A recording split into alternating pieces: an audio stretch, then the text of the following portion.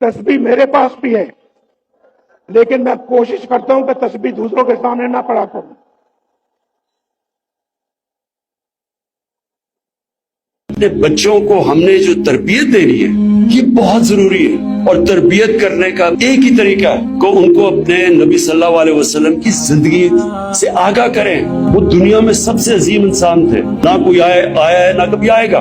तो जब आप उनको उनकी जिंदगी से बच्चों को सही माने में स्टूडेंट्स को बताते हैं कि वो एक अजीम इंसान कैसे बने, जो भी सक्सेसफुल लोग जिनको हमारे बच्चे फॉलो करते हैं, तो जो कामयाब लोग होते हैं उनको लोग पढ़ते हैं कि हम इनकी कामयाबी का राज क्या है। तो दुनिया की तारीख में तो कोई इतना कामयाब इंसान नहीं आया जितने नबी सल्लल्लाहु अलैहि वसल्लम थे। और इसीलिए कुरान में हुक्म दिया गया कि उनकी जिंदगी से सीखो, हमारी बेहतरी के लिए। अल्लाह तो बेनियाज है, वो जो हुक्म करता है कुरान में वो हमारी बेहतरी के लिए।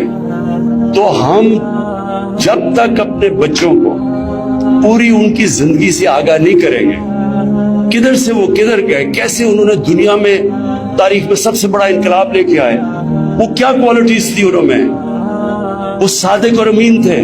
तो वो जो उनकी क्वालिटीज है जिसने उनको एक इंसान को इतना अजीम इंसान बना दिया और दुनिया का नक्शा बदल दिया, वो हमारे बच्चों को उन क्वालिटीज का पता चलना चाहिए।